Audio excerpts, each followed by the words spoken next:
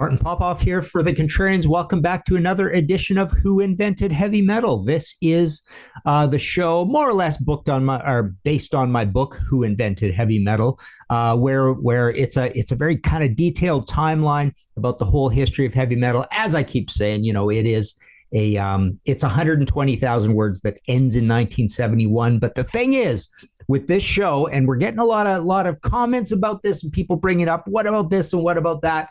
All the time in the comments. This is a show where we're going to be looking at albums. So to me, albums is the biggest statement in terms of the invention of heavy metal. So there's all the dribs and drabs, hundreds of little entries along the way in that book, which I believe is still available. That's an interesting question. I definitely have a few left. It might be going to print on demand over with Weimer in the UK soon. I'm not sure. But anyways, I have a few. You can get that at martinpopoff.com. But in any event, we are just celebrating albums in terms of the invention of heavy metal as we go here, and we're still in the proto stage. So this is early. So don't come at me and say, it's not a heavy metal album. We are talking about proto at this point. So today we are going to celebrate Blue Cheer's Vincebus Eruptum. So January 16th, 1968. Our previous two episodes of the show feature Jimi Hendrix Experience, Are You Experienced, and Cream Disraeli Gears. So we're going in chronological order. So January 16th, 1968, it's early 1968. This is Blue Cheer's debut album. It's recorded at Amigo Studios in Hollywood. They're living out in Chico, I believe, produced by Abe Voco Kesh, Dickie Peterson on vocals and bass and writing, Leigh Stevens on guitar, and Paul Whaley on drums. I interviewed Dickie and Paul, and rest in peace, both of them. Before I think Paul's died, right? But I've interviewed both of them before and talked to them about the album. So I'm gonna mention it. Well, actually, let's get into that now. So I'll read a couple of things from a ye old metal essay I did. It was in a book that's out of print now, but then I think the book is available in full at Zunior.com, or you can get just this chapter, the Blue Cheer chapter, if you want, for $1.99 Canadian over at Blue Cheer, over at Zunior.com. But let's take a look at a little bit of that first, and then we'll get into the album. So yeah, the band actually formed, I'm just reading word for word from my thing, in early 67 as the nondescript San Francisco blues band before paring down to a power trio, again, unarguably one of the first. The Jimi Hendrix Experience at Monterey Pop Festival provided the epiphany. The band, consisting of Dickie Peterson, Leigh Stevens, and Paul Whaley, ex-Oxford Circle, signed to Phillips, and then blowing the doors off everywhere they lit. Explains Paul. Dickie and his brother came to Davis, California, a college town in California, and they had a band together called Andrew Staples. First Group B and then Andrew Staples, and the town was small. We all hung out together, and I was with the Oxford Circle. It was a big music scene for such a small town. So yeah, later on, Dickie says, Blue Cheer had the concept of making music something more than an audio sensation. We wanted to make it physical, and to a certain degree, we accomplished that. When I write a song, I generally have some sort of tempo or idea in mind. I don't even necessarily have a chord progression in mind that will come. I think chemistry in a band has a lot to do with everything that is going to happen with the band, and Paul and I have always had good chemistry. I can't say anything particular. I can't say any particular band was an influence. Otis Redding is a big influence on me personally, but you don't hear him in our sound. I mean, we weren't the only ones. There were other people doing this stuff. I think it's just a process in the development of media. We knew we wanted to be loud, and we knew we wanted to be physical. We just kept adding more and more amps. Okay. Loud, physical, more and more amps. So this is really the key to why Vincebus Eruptum. I mean, a lot of people, let's face it, call this the first heavy metal album. I definitely don't. I call Black Sabbath the first heavy metal album. But a lot of people mention this one, and for good reason. It is definitely an uptick on our Jimi Hendrix and on our Cream. So let's go through it a little bit and see why it is considered that way. So the album opens with their cover of Eddie Cochran's Summertime Blues. And it starts with a very Hendrixy sort of lick at the front that is new. And then Paul is very, very tribal and noisy. He loves the tribal drum sounds. I think I have a quote later on here in this thing about that. The guitars are very distorted. It's somewhat of an extreme vocal out of Dickie, so the birth of extreme vocals. His voice is not particularly heavy metal. He doesn't have a lot of vocal fry on it, but he definitely shouts and screams and sings high and sings with some energy. There's feedback, there's some strafing licks in it kind of thing. So it's kind of a heavy rewrite / arrangement of the song, very driving. It's got a crazy, nutty, chaotic solo over a modulated pattern, so that's new. Again, totally crashing drums. Funny story about Leigh Stevens. When we were doing the Metal Evolution episodes, he just would not talk to me. He basically, we emailed a few times, but I just couldn't get him on the phone. I mean, I've had 1 or 2 long conversations with Randy Holden. That guy is amazing. He's so interesting, and he really gets into this idea of heaviness. But unfortunately, he's not on any of the 2 Blue Cheer albums we're going to be talking about in this series. But yeah, he had some great stuff to say. And remember the Population number 1, number 2, whatever it's called. That album is also considered somewhat. We might do an episode on that, actually. We'll see. But that's kind of like a cool, rare cult classic that's considered part of this whole thing. So he leaves he comes into the band after, and they kind of acrimoniously lose Leigh Stevens. So Summertime Blues. The other interesting poetic thing about this is there's another album we may put into this series as well, The Who Live at Leeds. And one of the heaviest things about The Who is, in terms of taking them in a heavy metal direction, is also just covering Summertime Blues, right? So that's kind of weird. Next on the album is Rock Me Baby, B.B. King, Josiah. So this is the other thing I don't like about this. I just don't like this album, period. I really don't like it very much. But the other thing I don't like about it is there's only 6 songs on it and 3 of them are covers, right? And Rock Me Baby is kind of just like an aggressive blues, but it's also aggressive mixed with Grateful Dead a little bit. So it's not quite up to sort of Led Zeppelin levels in terms of intention, and Led Zeppelin intention levels aren't that high anyways.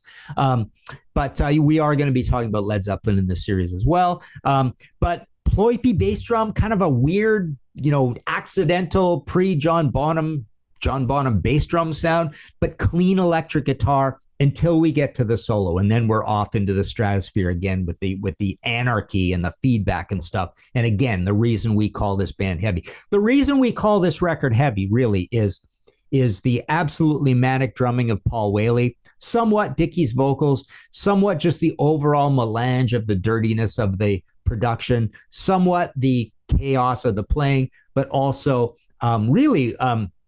Leigh's solos are, I believe, all kind of like this, and occasionally there's some fairly decent distortion on the guitar. So moving on, the third and final track on side 1 is the first original written by Dickie. It is Dr. Please. This is heavy psych, very Hendrix chords. It's got this yangy, annoying riff. I really don't like the riff.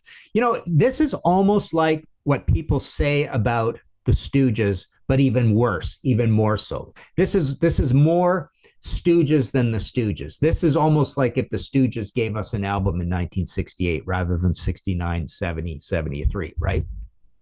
This album is nowhere near as cleanly produced as the first Stooges, although it's kind of on par with the second Stooges, Funhouse, right? So yeah, it's long, it's noisy, it's chaotic. So, the case is being made. The case has already been made through Summertime Blues. The case is being made more so on Dr. Please. Over to side 2, you get another original out of Dickie, another song I don't think it's very good, Out of Focus, but it's not particularly heavy. There's the riff is clean, but it's the riff, there is a riff, but it's clean.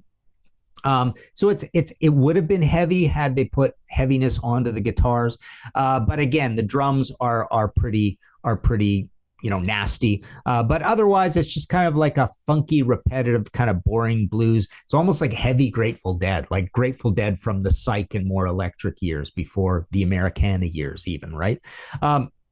Then we get Parchment Farm. Now, this is a cover as well. And again, just like the poetry of The Who covering Summertime Blues, Cactus is known for a cover of Parchment Farm. And this has got a heavy riff. It's fast. It's the heaviest song on it. It is kind of wild and nasty. So you are really feeling, again, the case of this being the quote unquote first heavy metal album. Then the side closes with the third and final song, Second Time Around, which is written by Dickie again. And it is crazy riffing, distorted soloing. Finally, we get, it's a pretty, like I say, pretty electric riff, energetic vocals. Again, Paul is just wall-to-wall crazy drums. It's like crazy, wild, head-banging Ginger Baker on this, right?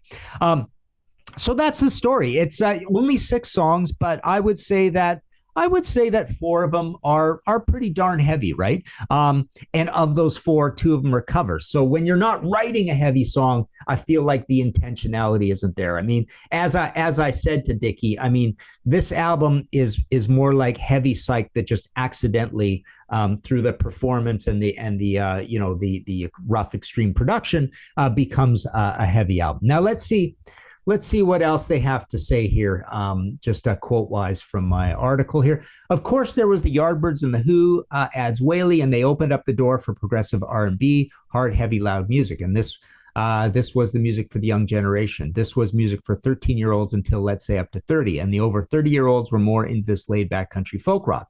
And Hendrix, oh yeah, God, yes. We saw him and we immediately wanted to be a 3-piece, him and Cream. And the Yardbirds and the Who, like I say, all of that aggressive, no holding back, smashing your guitar, getting totally high on aggression, person to person, instrument to instrument, self to instrument. So there it is. There's the whole prehistory of heavy metal laid out for you perfectly by Paul. Yardbirds, Who, Cream, Hendrix. And this band were notorious for being kind of a bad boy band, like a biker band, not really getting along with they said they got along a little bit with Quicksilver and stuff, but they were not liked by the Grateful Dead. They were just too brutish and heavy, right? This is kind of a cool story as well, because the album cover with the texturing, right? So Dickie told me the first album cover originally was an embossed album. You could feel the bubbles and the grooves on that cover. We did this because when you're high on acid and you're tripping, well, years and years later, I was playing with a band called the Longhorns one night up in Chico. This guy comes up to me and says, "Hey, I have a friend who wants to meet you, but he can't come back here because he's in a wheelchair." And I said, "Well, take me to him." So he takes me to this guy who's in a wheelchair and he's also blind. He says, "Man, I want to thank you so much because you made the only album cover I've ever been able to read." But yes, we were very, very, very, very into drugs, particularly LSD. And then this great story about the name here, which is where the name Blue Cheer came from, right? Yes, partially it came from that. And another part of it is we were all into the blues, but we weren't into being sad. And actually in the blues medium, they have a name for this. It's called jump blues. But the album title, Vincebus Eruptum, that came from a friend of ours by the name of Richard Petticord, architect, artist, musician, freak, eccentric, asset head, according to Paul, who showed up one day at the commune with a big piece of butcher paper on it and put it on the kitchen wall. And we all looked at it for quite a while, didn't say anything, and finally said, "Richard, what is this?" And he said, "This is the name of your new album. This is what you should call it. Vincebus Eruptum means we control chaos." And we said, "Yeah, that's cool. That's great. I love that. We control chaos." It's all absolutely perfect for what this album is. Here's Paul talking about the tom stuff, right? "Yeah, I just love jungle tom-tom patterns," notes Whaley, "because it's primitive. I get a really good feeling from that jungle tom-tom, that way of playing the drums. It's strong and it makes you move easily. It's got a lot of rhythm and it's really a lot of fun to play. And you have to use a lot of energy and you have to be very fit and strong, not to the point where you cramp up and can't play no more. You really have to learn how to reserve and preserve your strength when you're playing, and it takes some concentration." So yeah, banging toms like that, you think of head banging, right? It's basically head banging we got going on here, right? And then just a final quote at the end. We were talking about When he, let's see, I have other friends I play with. I even have my own solo band, which I called Mother Ocean, the original band. Well, there were a lot of drugs involved. We just weren't getting along with Lay at all anymore, and we just decided to stop it for a while. I was in and out of small time jail for possession or things like that, but nothing serious. And then I said, at some point, did you give up music and enter the workforce? He says, I did a few painting jobs at one point, but no, I didn't enter the workforce. I went into the drug force. There you go. Good old Dickie Peterson.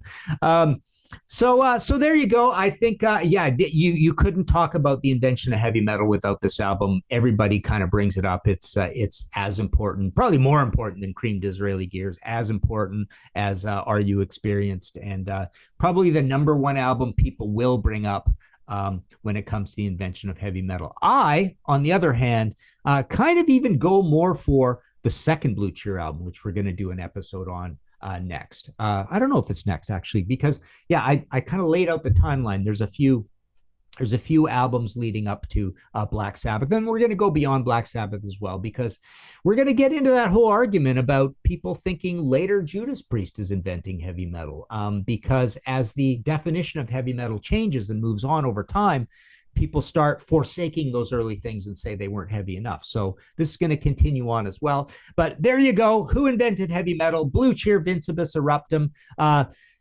Give us your take on this whole idea in the comments below. And remember, I'm reminding you again, I know all those little bits and pieces, the Beatles, Helter Skelter, and Kinks, and Link Ray, and all that stuff is all laid out in the book. But again, we are going towards intentionality with actual albums, and to keep it tidy, to keep this a tidy, interesting, episodic sort of situation. But yeah, the comments are there. You can join our Patreon situation. That gets you onto the panels that we do, and like and subscribe and all that stuff. Thanks again, Martin Popoff, for Who Invented Heavy Metal.